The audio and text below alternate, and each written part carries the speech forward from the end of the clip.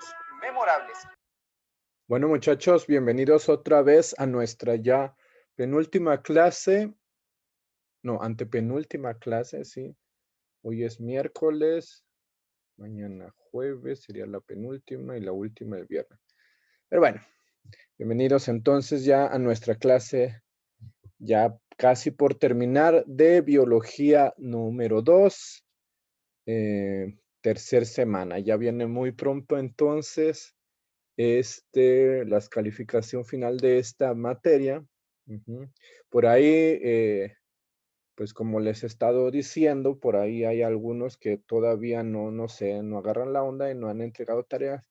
Pero bueno, pues sí corren un poquito el riesgo de reprobar. No sé, todavía pueden tomar algunos puntos y evitar reprobarse. Pero bueno, ya es su decisión. En fin, hoy vamos a ver también un tema bastante interesante, bastante fuerte. Obviamente no vamos a verlo a profundidad. Solo vamos a ver la introducción, pero bueno, es bastante bueno. Ajá. Habíamos hablado ayer ya formalmente, pues, sobre la teoría de la evolución de Darwin y Wallace. Y veíamos pues que en cierta forma desde que la empezaron desde que se formalizó, podríamos decirlo, la comunidad científica la había pues acogido. Sin embargo, como veíamos antes, como veíamos ya al final, sí tiene algunos hoyos, algunos defectos que ha hecho que esta teoría poco a poco sea desplazada y sea mal vista dentro de la misma comunidad científica. Pero bueno, ustedes saben que en la primaria, secundaria, nada más te enseñan Darwin y ya. Entonces, creo que es sano, creo que es bueno que también ustedes vayan entendiendo, pues que ya en la comunidad científica internacional hay otras teorías que juegan también ahorita mucho, tienen mucha importancia para explicar la evolución o cómo es que estamos aquí en la Tierra, ¿no? No se queden solamente con la teoría de la evolución, no está comprobada, tiene algunos fallos. Entonces, por eso es que han surgido nuevas teorías, algunas no tan nuevas, que pretenden, pues, explicar esos hoyos y esos puntos muy débiles que tiene la teoría de la evolución en sí. Entonces, vamos a ver algunas cosas de ellas. Y pues verán que es una clase cortita, pero no vamos pues por el hecho de que no vamos a interiorizar tanto en ellas. En fin. Entonces hoy vamos a ver otras teorías de la evolución, así viene en su temario, aunque no es posible decir que son otras teorías de la evolución, porque la teoría de la evolución es una. Más bien otras teorías que tienen en relación al origen de las especies y a la adaptación de las mismas dentro de la Tierra, ¿no? Entonces, Biología 2, por el licenciado en Ingeniería Biomédica, José Caleb, Eusmar Zapopa. Vamos a ver. Bien. Entonces, así dice, más teorías de la evolución. No es que sean más, sino que son diferentes. Hay ciertos puntos débiles que ya les había mencionado ayer, que la teoría de la evolución no puede explicar. Cosas muy raras, por ejemplo, que hacen falta muchos eslabones perdidos. Parece haber saltos de una especie a otra en las que dicen, es que, por ejemplo, este chango a este otro chango que se supone que son de donde venimos, según la teoría de la evolución, hay un salto muy grande. Hay un salto muy, muy grande de, por ejemplo, este que ven, ya estaba caminando ahí con las manos también apoyadas en el piso, a este que ya no camina con las manos apoyadas en el piso. ¿Cómo es que se dio este salto? ¿Cómo es que se caminó erguido, perdón, que lo llevó a esto? Y bueno, hay ciertas cosas que ya habíamos comentado mejor ayer. Entonces, vamos a ver. El problema aquí fundamental también es que se relaciona mucho la evolución con el origen de las especies, el origen de la vida. Ajá. ¿Dónde se originó la vida? Ese es el problema también fundamental aquí. ¿Cómo, dónde, por qué se originó la vida? Ajá. Entonces vamos a centrarnos también un poco en eso del origen de la vida para tratar de entender también estas otras teorías diferentes. Entonces, el origen de la vida, vamos a ver principalmente 4, aunque por ahí también aumenté otras 2, pero son parecidas, ¿verdad? Mm, Bueno, surgen a partir de estas. Estas 4 serían como las más importantes. ¿Qué es la panspermia, la generación espontánea o la teoría de la evolución espontánea? Podría decirse fuera. Es un poquito rara esta también. La teoría sintética y la teoría creacionista. Entonces, son estas 4 y vamos a tratar de verlas rápidamente. Bien, primero, la panspermia o la teoría del origen cósmico de la vida. Como les estaba diciendo, se resume mucho pues a de dónde se originó la vida, de dónde salió la vida, de dónde empezó esa primer célula que presumiblemente evolucionó, ¿no? Entonces se da esta teoría, es una teoría muy, muy vieja, viene desde los griegos, algunos lo atribuyen a Anaxágoras y otro a Aristarco de Samos, no sé, depende ahí, no se sabe con exactitud o tal vez probablemente también fue algo más antiguo. Es decir, bueno, esto de panspermia, si ven ustedes, espermia, tiene que ver con semilla, ¿no? Es el griego de semilla, espermas. Ajá, espermas. Ujú. Y bueno, su representante actual más importante fue en 1908, este químico austriaco, me parece que es Svein August Arrhenius. No sé pronunciar bien su nombre, pero ahí está escrito. ¿Qué postula esto? Simple y sencillamente dice que la vida no se originó en la Tierra. Se originó en algún lugar del universo que no sabemos, desconocemos, y que del universo llegó una semilla o semillas, o que siguen incluso llegando semillas a la Tierra y que éstas de alguna manera encontraron forma o encontraron los nutrientes necesarios para poder desarrollarse. Ujú. Por ejemplo, Arrhenius pensaba que la luz de las estrellas, la radiación electromagnética, había transportado estas esporas o semillas que llegaron a la Tierra y posteriormente evolucionaron. Porque pues sí, ¿verdad? Podríamos hablar de que sí habría alguna especie de adaptabilidad o evolución de las especies, pero el problema sería también qué las originó, ¿verdad? ¿De dónde salieron? No puede haber sido algo tan, pues ya habíamos hablado, ¿no? De la generación espontánea, no pudo haberse eh, creado de la nada. Ajá. La vida proviene de la vida, es el gran argumento magno de la, de la teoría celular. Ya no recuerdo si eso lo vimos, bueno, debieron haber visto en biología 1, en fin. Y también aquí, perdón, se me revuelve un poco los temarios, pero bueno, ya lo vieron. Eh, Sin embargo, hay aquí algunas cosas que dijeron, oye, espérame. En el espacio existe una gran cantidad de radiación. Específicamente alrededor de la Tierra estamos rodeados por el cinturón de Van Sengraf, algo así se llama, que son cinturones de una alta radiación cósmica. Eso fácilmente mataría cualquier indicio de vida o semilla, espora, como quieran llamar.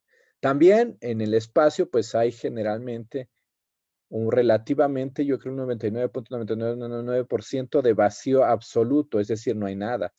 Entonces, ¿qué comerían o cómo estarían ahí esas semillas sobreviviendo, ¿no? En un estado de vida latente, podría ser, ¿no? Además de las bajas temperaturas, ¿sí? Cuando estás alejado de una estrella o lo que sea, que es lo más probable, pues, del espacio es un lugar muy, muy, muy, muy frío. Entonces, podría haber ahí algunas cosas. Podrías decir, bueno, el frío favorecería para tenerlo en criogenia, podría hacerse. Y el vacío absoluto, pues lo mantiene estéril, no sé. En una vida latente podría ser un buen argumento, no sé. Ahora, hay una variante que se llama litopaspermia, que es una vida que es la misma semilla, digamos, que llegó al planeta Tierra, pero está cubierta o protegida por alguna especie de coraza, podríamos llamarle así, que en la coraza más sencilla podría ser alguna especie de meteorito, de piedra, eh, algún compuesto sintético, pero también se ha postulado que podría ser incluso una nave no tripulada. O bueno, pues sí, una nave puede llamársela también a un objeto que fuera capaz de llegar aquí a la Tierra sin destruirse en la atmósfera. Y algo de esto se demostró, no completamente, pero se demostró en 1969 cuando encontraron supervivencia microbiana proveniente del espacio. ¿Qué pasó? Bueno, pues el Apolo 3 había rescatado una sonda espacial que se había puesto en 1967, es decir, 2 años antes en la Luna, y dentro de ella, o bueno, por ahí en ella se encontró algunos organismos vivientes micro, pues sí, microscópicos. ¿Qué habían hecho ellos? Pues estos 2 años sobrevivieron en la Luna sin oxígeno y comiendo pues las piezas de caucho eh, de la sonda espacial. Entonces dices, wow, sí es posible, sí, es algo posible tener vida fuera del planeta Tierra, sí. Pero bueno, aquí no estamos hablando todavía de vida extraterrestre, ¿eh? Porque estas células, estas bacterias, habían salido ya del planeta Tierra, se pegaron pues en la sonda espacial y cuando las volvieron a traer, pues eran células de aquí del planeta Tierra, ¿eh? No eran células o algo así de la Luna. Sería interesante pensar entonces que tal vez algunas de estas pudieran haber quedado en la Luna. Sin embargo, pues sin la comida necesaria, pues habría que pensar, habría que debatir ahí algún punto, ¿no? Tal vez ya empezamos a colonizar la Luna sin darnos cuenta. Bien, ahora algo de sus grandes, grandes, grandes contras de la teoría de la panspermia es que dicen, bueno, la panspermia ponle, que podría ser cierta, ¿no? Pero el problema del origen de la vida no se resuelve con la panspermia, solamente se traspasa a otro planeta. Es decir, ya no vamos a saber aquí cómo se creó la vida, nada más lo estás pasando entonces a otro planeta y queda completamente fuera de nuestro conocimiento el cómo se creó la vida. Entonces, pues estamos igual, ¿no? Quedamos en el mismo punto cero. Bien. Por eso mismo, les decía, pues, la posibilidad, la probabilidad de haberse creado vida fuera de la Tierra o que la vida que estamos aquí en la Tierra se haya caído fuera de la Tierra, se ha desarrollado dos ciencias o dos subciencias muy interesantes, que es la astrobiología y la exobiología. Em, bueno, que si ustedes quieren adentrarse un poco más en ellas, sería interesante que las investigaran. Bueno, muy interesante, ¿no? ¿Qué es lo que dice ella? Bueno, en pocas palabras, dice que la vida puede hacerse en cualquier parte del universo y esto podría decir entonces que hay otros planetas.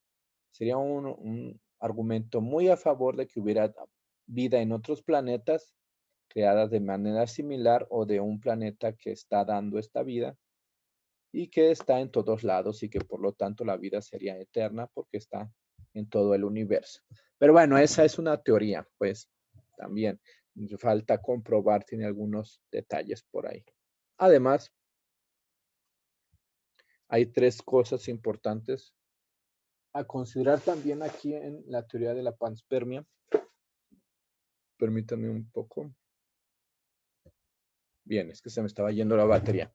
Eh, bueno, el primer paso de la panspermia es que hay un escape de la vida del planeta donador. Es decir, de alguna manera, la vida en ese planeta donde se habrá originado o donde habrá estado, o sistema solar, como sea, tuvo que haber escapado. Entonces, puede ser, como dicen, por radiación electromagnética, por medio de un meteorito o una especie de nave no tripulada.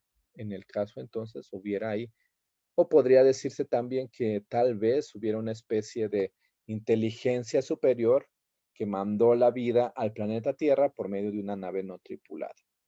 Hasta eso podría ser. Ujú.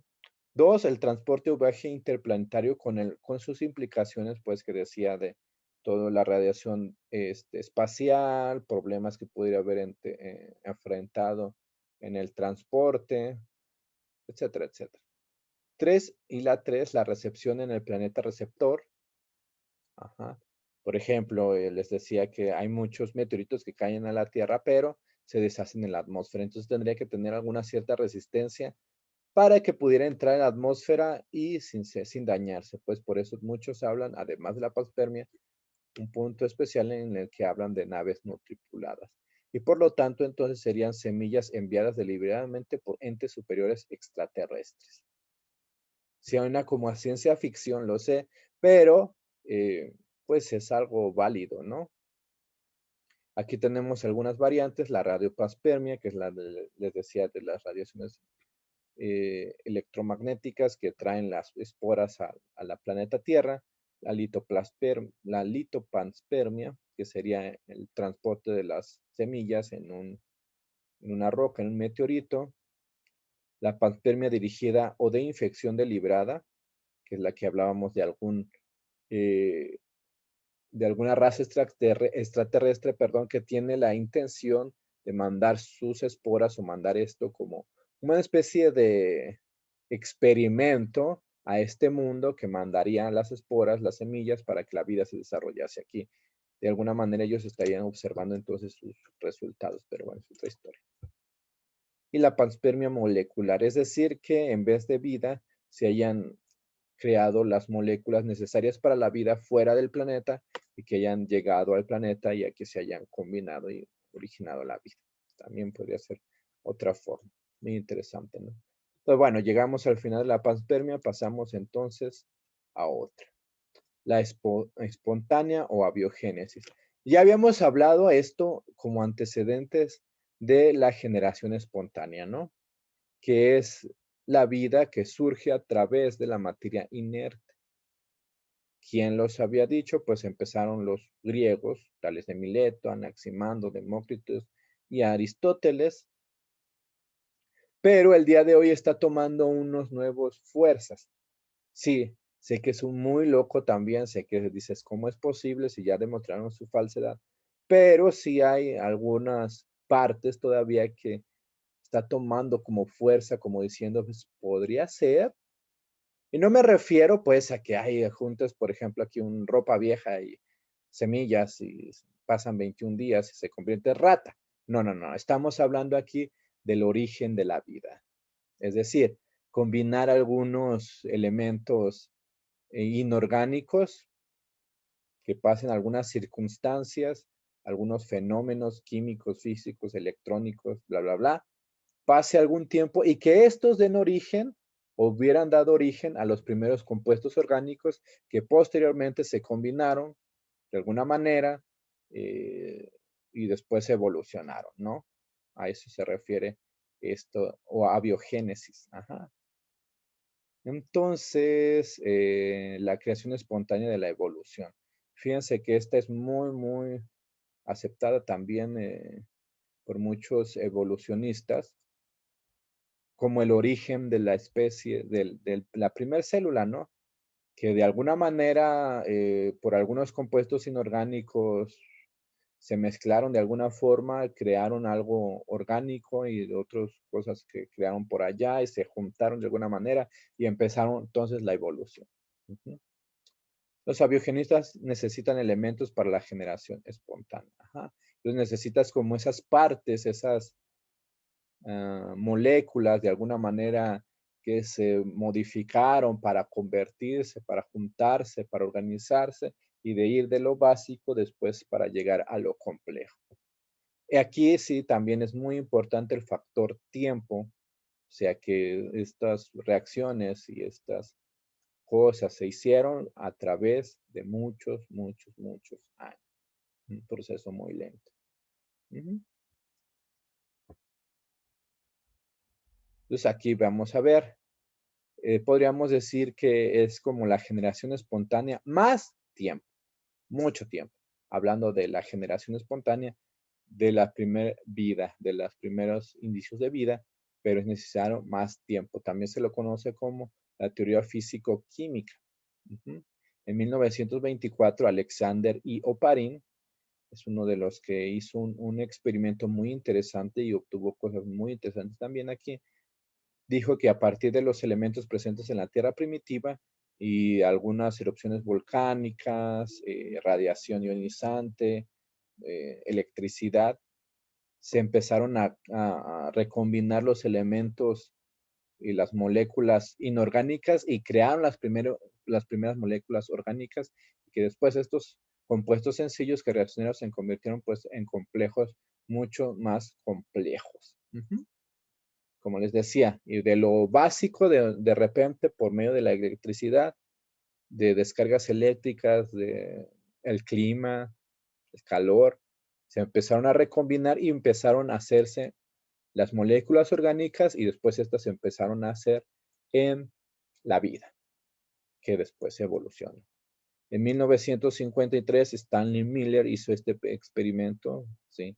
Fue el que hizo este experimento en el que demostró algunas formas de transformar lo inorgánico a orgánico y sus resultados le llamó el caldo primitivo. Bueno, se le conoce como el caldo primitivo porque esto fue algo que posteriormente se acuñó, ¿no?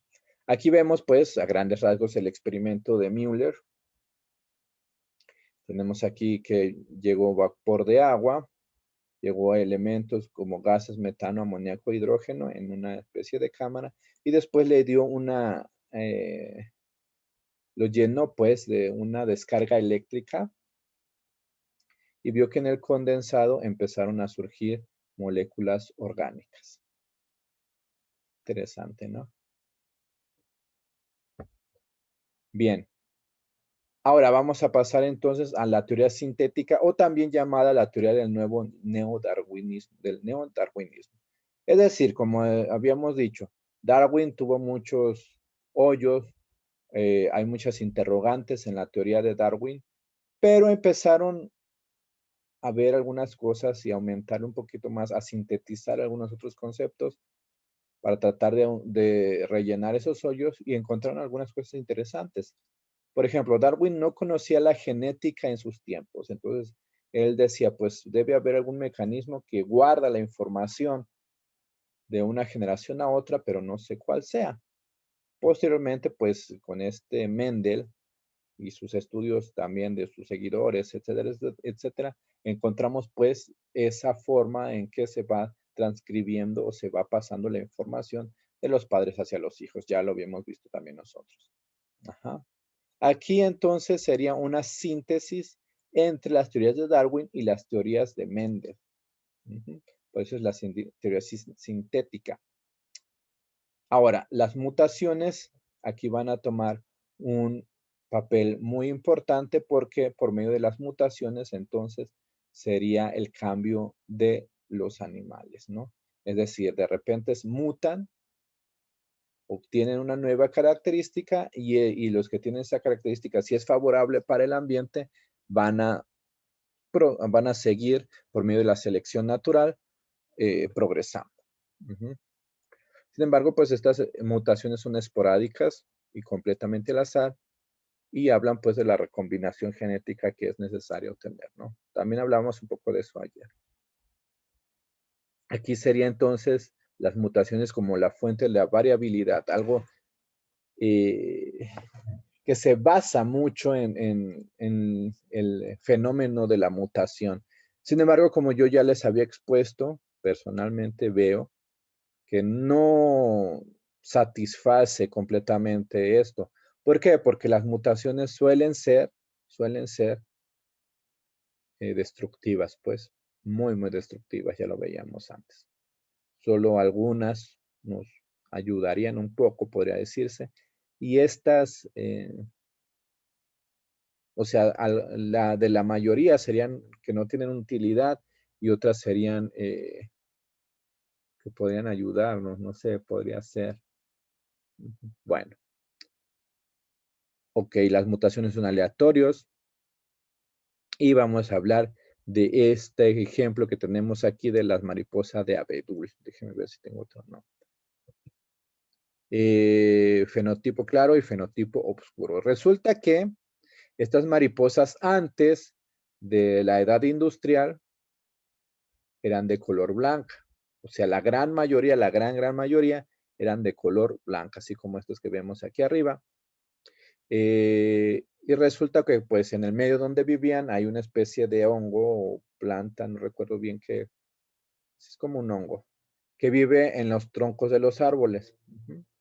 Entonces, ¿qué hace este hongo? Pues este hongo es blanquecino y estas mariposas podían camuflarse perfectamente con el hongo, de tal manera que los pájaros no las veían y no se las comían. Excepto, claro, las que salían con el fenotipo oscuro, de repente salía por ahí una mutación, podría decirse, aunque yo lo veo más como un fenotipo, pues sí, una variación del gen, que hacía que estas nacieran negras. Entonces, obviamente, cuando el pajarillo iba por ahí viendo los árboles buscando comida, ¿a quién iba a ver? Pues iba a ver con mucha más facilidad a las mariposas negras.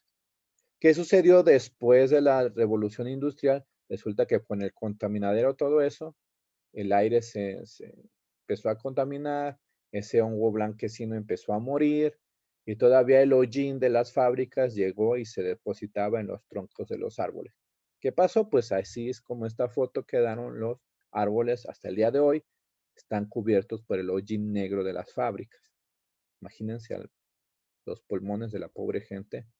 Pero bueno, ¿qué pasó? Bueno, pues seguían reproduciéndose las mariposillas estas, pero pasó curiosamente el fenómeno contrario. Ahora, las mariposas que nacían con el fenotipo negro oscuro eran las que podían camuflarse mucho mejor, como vemos aquí, mientras que las que antes eran las más chidas, las blancas, pues ahora eran a plena vista, perdón, distinguibles para los depredadores, para los pájaros. Entonces se las empezaron a comer y empezó a decaer la población de palomillas o mariposas a blancas y las de negras, las mutágenas, pues no mutágenas, sino el fenotipo oscuro empezó a crecer. Entonces ahora podemos encontrar más palomas negras de estas palomillas o mariposas negras que las mariposas blancas debido a que se camufla mucho mejor. Es interesante, ¿no? Todo esto. Y esto, pues dicen ahí, lo toman pues como una prueba contundente de la teoría de la evolución sintética o el neodarwinismo, en el que juega mucho también, además de la selección natural, los aspectos genéticos.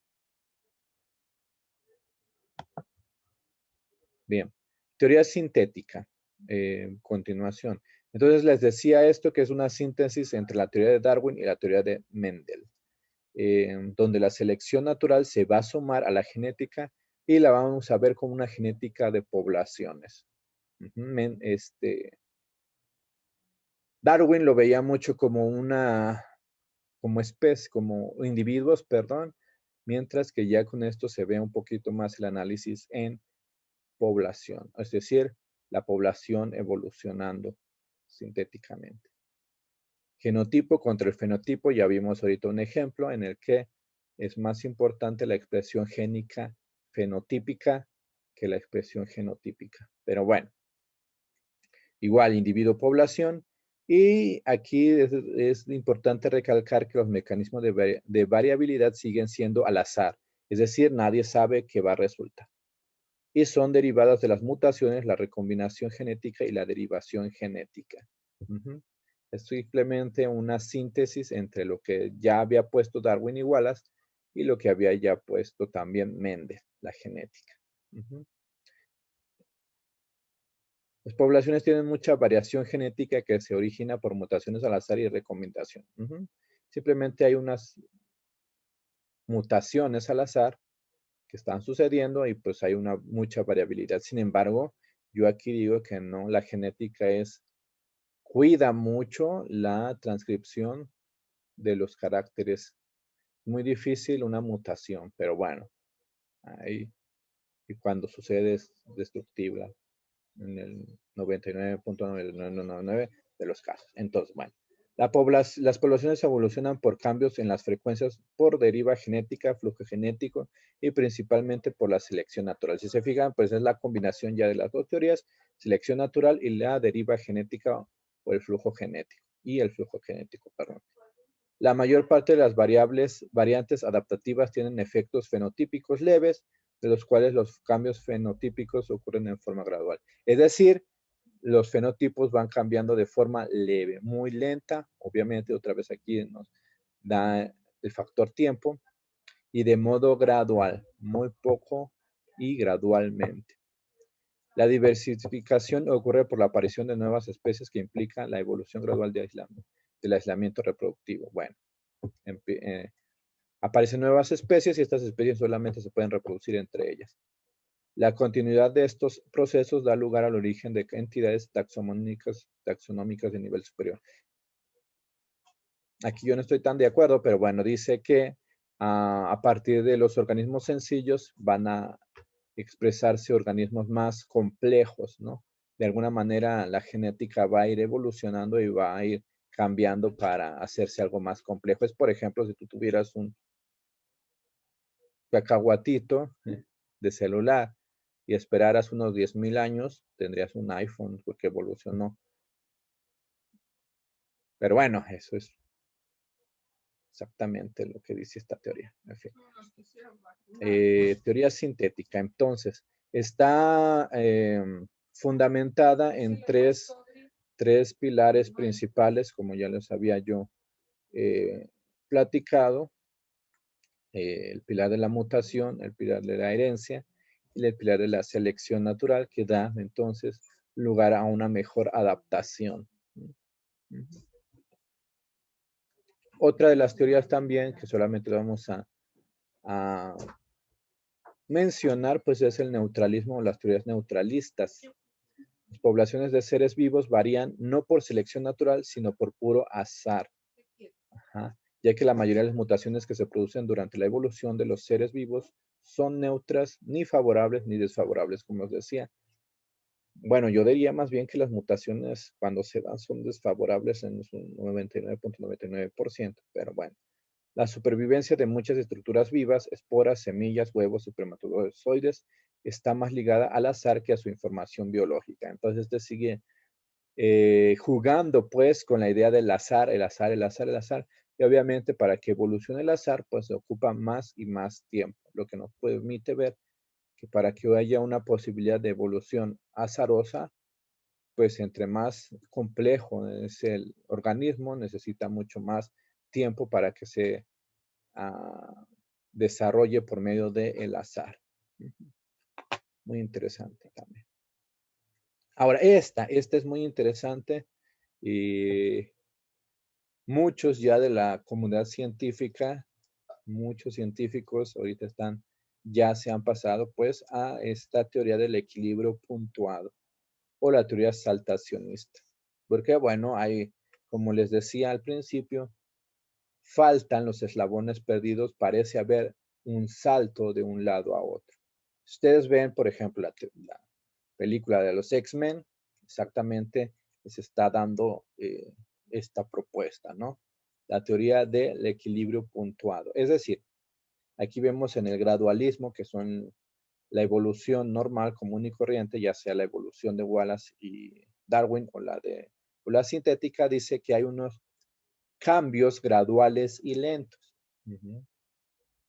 Gradualmente y el La mutación también es lenta y gradual y es muy poca, a veces imperceptible de una generación a otra. Pero esta teoría del equilibrio puntuado dice que no, que hay grandes saltos de repente de un padre a hijo o de un padre a nieto, donde cambian repentinamente y grandemente los organismos. Propone que la evolución de los seres vivos no es lenta y continua, como el gradualismo, el evolucionismo, como dice el neodarwinismo o el darwinismo normal, sino que se ha producido por saltos con periodos largos de gran estabilidad en la morfología de las especies, seguidos de interrupciones con grandes cambios para las especies. Es decir, también hay esto de los tiempos es importante. Que de repente, no sé, teníamos al pescadito, vamos a decir, y hubo un cambio, un salto repentino en su genética, en su modificación, una mutación tremenda que lo hizo que sus patas, que sus aletas se convirtieran en patas y pudiera respirar. Sale y ya. Pero de repente después de eso hay un tiempo de estabilidad en el que se va a reproducir esa especie y va a quedar en ese mismo tramo, en esa misma configuración por mucho más tiempo que el tiempo que salta. Esto pues sería más lógico pensar, por ejemplo, en los muchos fósiles o eslabones perdidos que todavía no existen, que no hay, que no han sido encontrados, pues eh, por ejemplo, podrías decir, no, es que se dio un salto, un equilibrio puntuado del chango al homínido que camina. Ajá. Podría ser, y si se fijan, sí hay un tiempo en el que se reproduce ese homínido y de repente otra vez da un salto y se reproduce otra especie. No sé, es como de salto en salto especies diferentes, dando lugar a otras especies.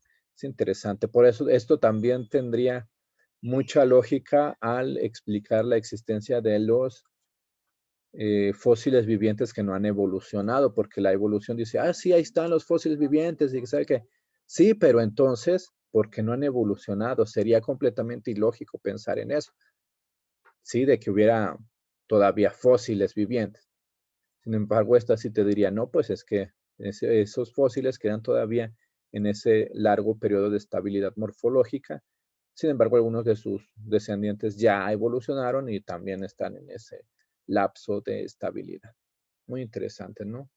También podría, rellena muchos lugares que han quedado fuera o han quedado sin entenderse en la teoría de la evolución, que no tienen lógica. Por eso es que mucho de la comunidad científica ahorita está hablando más de un equilibrio puntual. En fin. Ah, caray, ya terminamos. ¿Sí? Bueno, vamos a ver entonces, la última que nos queda sería el creacionismo. Aquí se me olvidó ponerle los dibujitos, no importa. Bueno, no sé por qué no se aparecieron. La última entonces sería el creacionismo. Ya muchos de ustedes estarán pensando y diciendo, ah, ya sé de qué se trata. Esta formula principalmente que los seres fueron creados por la voluntad de Dios o de un ser inteligentemente superior, como se dice, ajeno a la creación, ajeno a nosotros, ajeno a los organismos. Aquí sí quisiera como decirles, no es como para ofender a nadie, no me quiero burlar tampoco de nadie, de las creencias de nadie, pero sí como dejando un lado o siendo un poco más científico, ¿sí? Estamos viendo algo científico. No, no hablar, por ejemplo, de que la Virgencita que creó el universo o que Alá o que Buda, no hablar como de esas religiones, sí, ahorita no pensar tanto en el aspecto religioso, sí, sino verlo un poquito más desde el aspecto científico, sí, desde el aspecto de la biología. Por eso es que no puede ser un tema bastante delicado para algunos de ustedes que son creyentes y respetamos pues sus creencias, pero pues sí ser un poco más fríos, ¿no? Verlo un poco más desde el lado científico. Ujú. Y más ahorita que estamos en Semana de Pascua.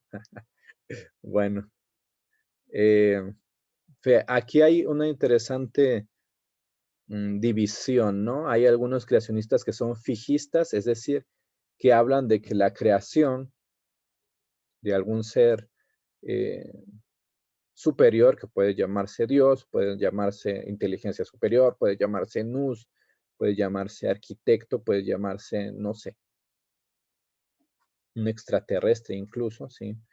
Una raza de seres superiores podría ser, eh, que crearon el mundo de alguna manera y que los animales han quedado de la misma manera desde el momento de la creación hasta nuestros tiempos. Ujú. Esa sería como la concepción fijista del creacionismo. Ajá. Mientras que hay otros que son creacionistas adaptativos que piensan que sí, hubo una cierta creación, número de creaciones, pero es que estas creaciones son adaptables o biadaptables al medio. Por ejemplo, vemos pues lo de las polillas que estábamos hablando hace un momento, las mariposas esas blancas y negras, se adaptan al medio, pero no por eso dejan de ser polillas. ¿Sí me entienden? Este es el punto importante de que hablan ellos. O sea, sí tiene una variabilidad de color, pero no dejan en ningún momento de ser la misma especie. No pasa de una especie a otra. Y es un buen argumento, ¿eh? Interesante.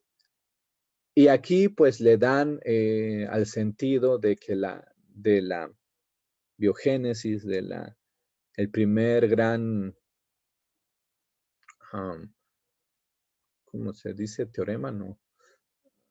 Dicho, pues, que habíamos visto la teoría celular y de la vida, que dice que la vida solo proviene de la vida. Lo que había demostrado Luis Pasteur con sus experimentos, de que solamente a través de la vida puede existir la vida, de que una célula solamente se puede dar porque es hija de una célula preexistente. Entonces, la vida en la Tierra sería resultado de Dios o de algún ser superior que tiene vida y que nos dio vida. Sería interesante también. Ahora, que ese ser superior de nos sacó de la vida, pues es otra historia, ¿verdad?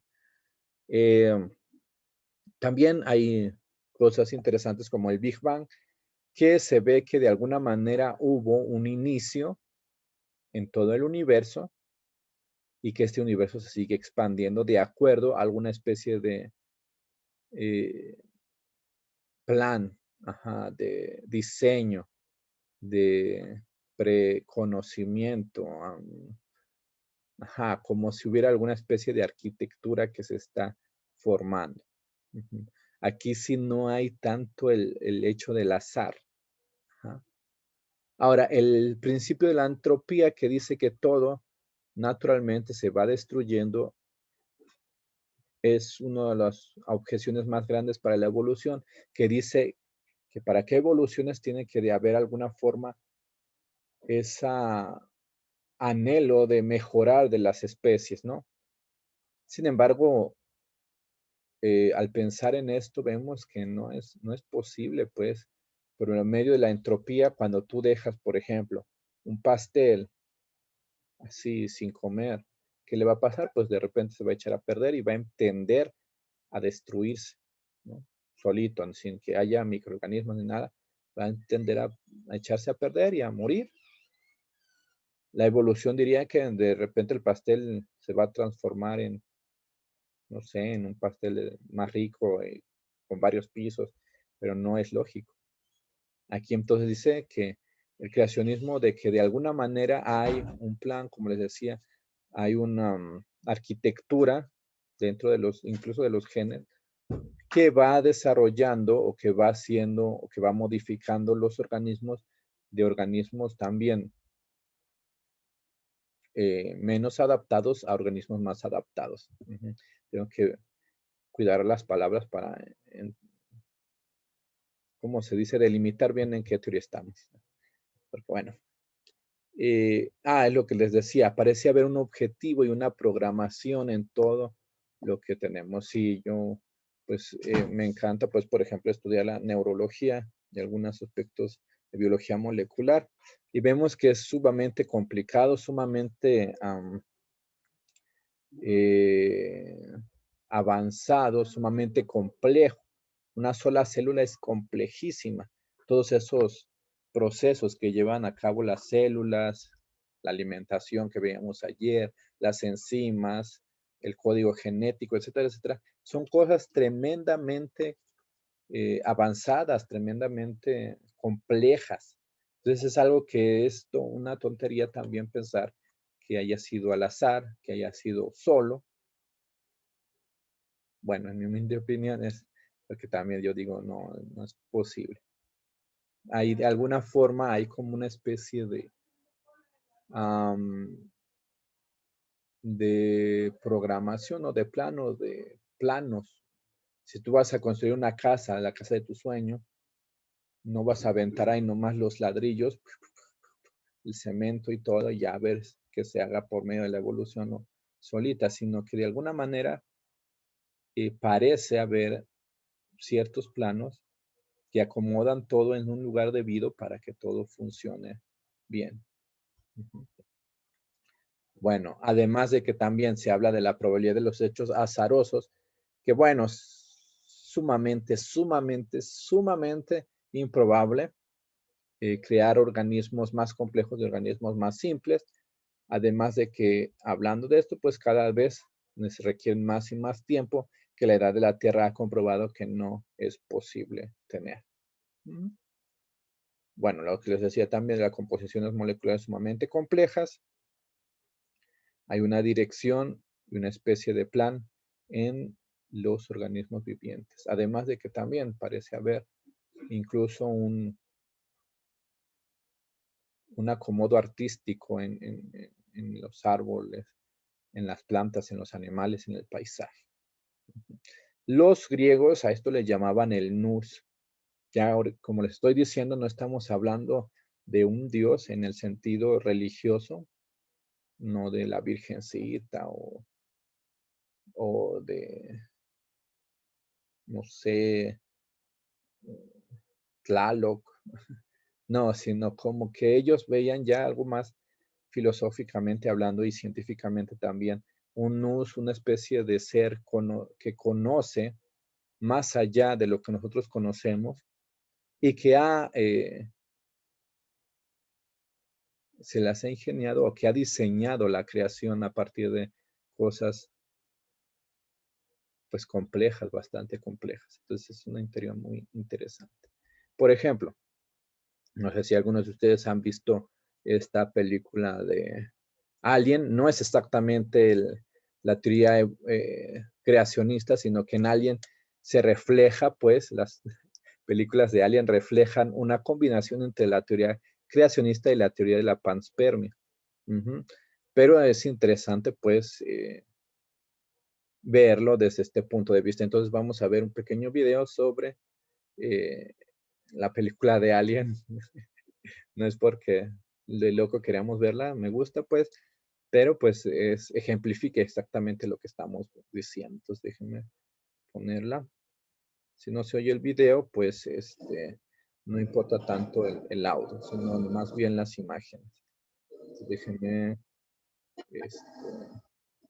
adelantarle a esto, que luego me lo van a cortar. Bien, ahí va a estar. Entonces, vamos a ver lo que les decía. Aquí en Alien, bueno, vamos a ver primero el video. Ahí va. Una combinación, podría decirse, entre la teoría de la panspermia y la teoría creacionista, que bueno, en la película, se las voy a spoilear tantito si es que no la han visto, pero bueno, se trata de eso, ¿no? De que la vida, en este caso, según esta, no sé si llamarle teoría, viene a partir de unos seres extraterrestres, que en la película le llaman los ingenieros, que ellos de alguna manera, por manipulación genética, crean la raza humana. Bueno, en este caso se tomó el ungüento ese, se murió el ingeniero y a partir de sus moléculas se volvieron a recombinar y empezó la vida en la Tierra, ¿no? Según esto. Ajá. Pero vemos esto, ¿no? Vemos la parte de la creacionista de que una inteligencia superior por medio de manipulación genética crea entonces lo que es la vida en la Tierra, ¿no? Y pues como sería lógico pensar muchas cosas también así, pero obviamente también tiene sus desventajas, pues la idea de que entonces se cambia también otra vez, se deja de lado el origen de la vida y se explican algunas otras cosas, variabilidad genética, sí, eh, y muchas especies. Eh, pero sobre todo la complejidad de los organismos, de los mecanismos y de toda la vida en la Tierra. Ajá, en fin, sería como en resumidas cuentas. Ajá. Y para terminar, bueno, sí, aquí está. Tenemos entonces, ahora sí, por fin ya tengo su método de evaluación para el día viernes. Espero que estén viendo este video y no me estén diciendo, es que no dijo, es que no explicó, es que sabe qué. Aquí me los voy a cachar si no ven el video, porque luego así me dicen que, ay, nunca explicó.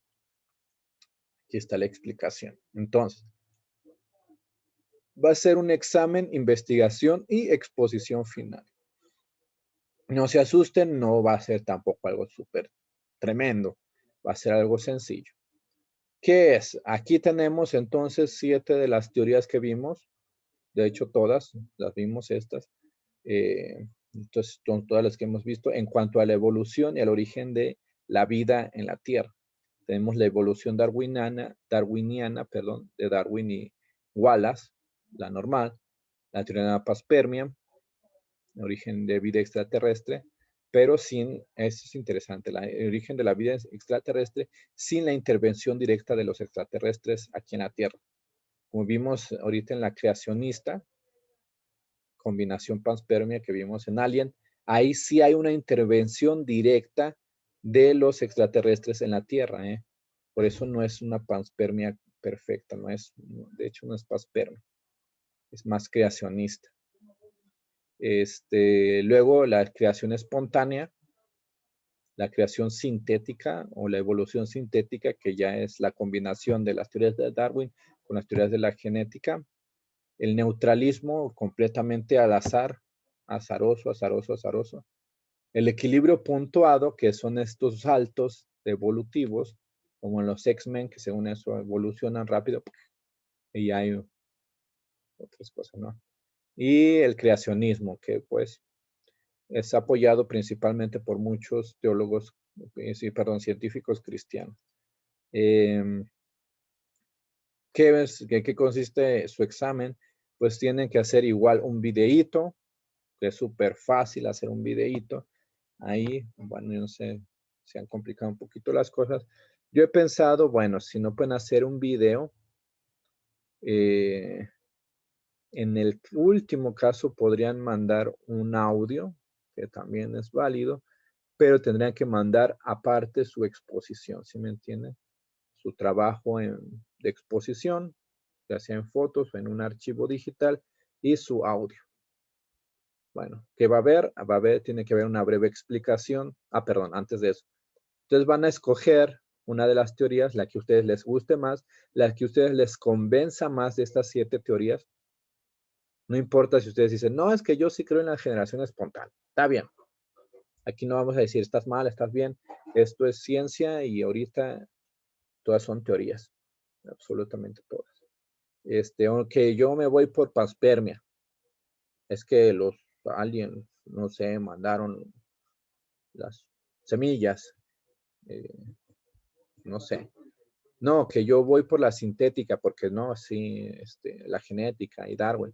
No, que yo voy por Darwin normal, ¿no? Pues es que sí se ve que hay gente que tiene cara de chango, entonces sí debe ser descendiente de los changos. Ascendiente, perdón. No, que yo me voy por el neutralismo, todo va al azar, todo es al azar, nada es comprobado.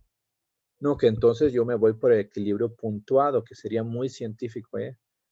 O también incluso si se quieren ir por el creacionismo, como les digo, tiene esas 2 ramas principales en las que está el fijismo de que dices, no, todo ha sido igual desde el principio de los tiempos, o un creacionismo adaptativo donde existen las especies primitivas que han sido adaptadas o biadaptadas a los diferentes estímulos del medio ambiente. También esas necesitarías entrar mucho a ciencia, pero bueno, estaría bien. Cualquiera de ellas pueden utilizarla, cualquiera de ellas pueden escogerla. No voy a decir, ay, no, escogiste espontánea, qué burro, no mal. No, no, no, no. O sea, quiero que ustedes desarrollen un poco ese pensamiento crítico científico, ¿verdad? Bien, entonces, una vez que ya escogieron de estas 7 su teoría favorita, la que les convenza más a ustedes personalmente, entonces sí van a ir y van a hacer en su exposición una breve explicación. No, pues que la generación espontánea se refiere a que los animales y todo se creó espontáneamente por medio de la unión de ciertos elementos que creó la vida. Ojo, aquí es la generación espontánea, si deciden utilizarla, la actual, ¿sí? No, la antigua de que agarrabas unos trapos viejos y se convierten en ratas, eso ya está completamente descartado. Estamos hablando ya de una generación espontánea actual, que habla del origen de la vida por medio de la combinación de elementos inorgánicos y energía, diferentes cosas, ¿no? Y 2, vas a mencionar por lo menos un científico, algún científico importante que respalde o incluso su fundador. Por ejemplo, ¿a quién vamos a ver? Pues en darwinismo, no sé, pues obviamente a Darwin. Puedes poner a Darwin. O por ejemplo, en la panspermia hay varios científicos también muy importantes. Entre ellos está Carl Sagan, un científico que bueno, no acaba, pero sí hace poquito, hace relativamente poco falleció. Y es un divulgador científico muy importante en años anteriores. Él creía enteramente en la panspermia. Sería interesante ver ahí también algunos científicos. 3, 5, vas a dar 5 razones nada más personales, tienen que ser personales que tú pienses, por las que apoyes la teoría que escogiste. No, por ejemplo, escogí a Darwin igual. ¿Por qué? Bueno, mi razón es porque, fíjate que mi sobrinito nació con cola y tiene cara de chango. Entonces, pues probablemente podría ser que sí tengamos genes de chango. No sé, una cosa así, ¿no? No necesita ser algo tampoco tan científico, sino algo que tú hayas observado, no sé. O no, panspermia, no, pues es que sí está difícil eso de que haya surgido la vida de la nada aquí en la Tierra y pues como ha habido avistamientos ovnis y todo ese show, pues seguramente es que están vigilando lo que crearon y todo ese show. No sé, puede ser así, ¿no? Simplemente puedes pensarlas tú o puedes investigar un poco en internet y decir, este argumento me convenció más, entonces es lo que voy a poner. Simple y sencillamente. Tiene que tener, pues, obviamente, tu exposición, unas imágenes, unos dibujillos, algún diagrama, lo que tú le quieras poner, de preferencia algo en forma eh, de imagen, pues me gusta más lo que es imagen, no puras letras. Y pues que sean ilustrativas.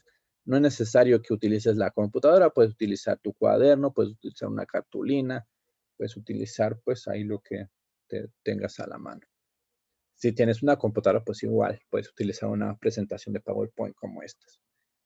Y tiene que tener, otra vez, una duración mínima de 5 minutos. Les estoy dando bien poquito tiempo para que expongan, o sea, nada. Ustedes ya saben, en la escuela las exposiciones regularmente pues serían como de media hora. Pero bueno, ya solamente 5 minutos. También por la cuestión de que a veces unos de ustedes tienen unos celulares bien chidos que les dejan unos videotes bien pesadísimos, no los pueden subir y que sabe qué. Pues simplemente pues con 5 minutos bastaría. Si tienen problemas, si saben que sus videos son pesados, pues háganlo en partes, minuto, 5 videitos de 1 minuto. Podría ser algo así como ¿cómo se llama ese? El TikTok, videos breves. O pueden hacer 3 videitos, no sé, ¿qué son? 2, 4, 6, 2 minutos cada uno de explicación breve, bla, bla, bla, bla. 2, algún científico. No, pues este científico, bla, bla, nació en tal, es especialidad, y sus teorías son estas, ganó estos premios, Y otros 2 minutos para dar las 5 razones y ya. O 1 minuto para hablar del científico, que estaría bien, y ya los otros 3 minutos que les quedarían, pues para hablar para 5 razones. Y ya, súper sencillo, súper fácil, sin ninguna complicación. Entonces espero ahí sus videos para el viernes. Obviamente se los estoy dando ya ahorita con un tiempo también, un poquito tiempo de adelanto. No debería darles estas indicaciones hasta el viernes, pero yo pienso pues para que tengan más tiempo de investigarlo, más tiempo de analizarlo y hacer algo bien. Es simple, pero bueno. Y bueno, como siempre, si hay alguna duda, alguna pregunta, pues voy a estar disponible en el WhatsApp. Ajá. Y por último, quería también exponerles mi punto de vista personal como científico. No quiere decir que sea la verdad absoluta, por así decirlo, científicamente hablando, o cómo podemos hablarlo. No quiero yo imponer mi teoría en ustedes, simplemente hablarles de lo que yo pienso. Ajá. Yo, por ejemplo, ya tiene muchos años que abandoné la teoría de la evolución. Esta foto nomás me estoy ahí como mofando un poquito de ella. No es que no lo respete, sino que no concuerdo con ella, pues. Hay muchas cosas, como les digo, hay muchos puntos que no se han aclarado, que no concuerdan, que no son lógicos. Entonces, no, la teoría de la evolución, a mí personalmente, les vuelvo a repetir, no me convence. Luego está la teoría de la evolución ya sintética, pues, pero igual representa muchas cosas que no traen a resolver, pues, ciertas cuestiones.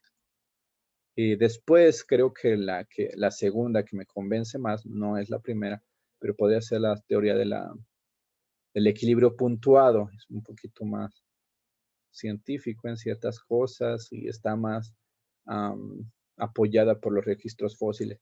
Sin embargo, pues mi primera opción, mi primer, ¿cómo se dice? Creencia, científicamente hablando también. Obviamente, les vuelvo a repetir otra vez, no les quiero yo imponer lo que mi convicción científica, pero sí es la creacionista. Sí pueden decir, caray, ¿cómo es posible que alguien que cree en ciencia puede creer un poquito en la creacionista? O algo en creacionismo. No, vamos como les decía, a lo científico, creo, y por las evidencias científicas, que hay un ente que le llames Dios, o también hay quienes le llaman de otra forma Alá,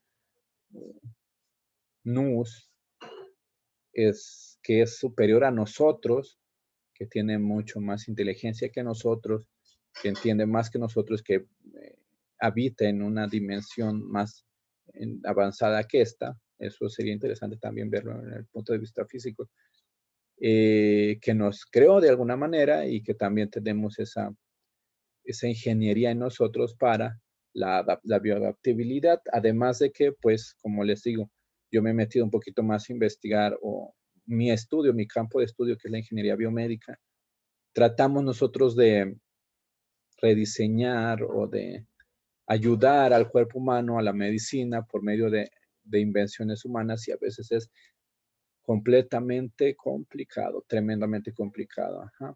Por ejemplo, imitar lo que hace una mano, imitar lo que hace un riñón, imitar lo que hace el cerebro, es tremendo, tremendo. Es donde vemos que hay una ingeniería de grado avanzado en nuestro propio cuerpo, en nuestras propias células, en todo nuestro ser. Entonces, sí, yo personalmente, pues creo más científicamente también hablando de la teoría creacionista. Pero bueno, ustedes ahí ya me dirán el viernes cuál es la que les convenció más y tendrán su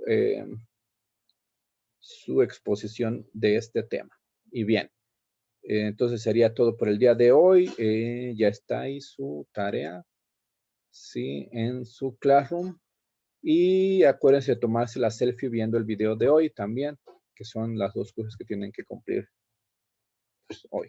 Nos veremos mañana entonces con el próximo tema de la biodiversidad, virus y reinos. Es interesante ahorita es que está en boga lo del coronavirus. Entonces nos vemos, que esté bien y estamos en contacto. Sale. Adiós.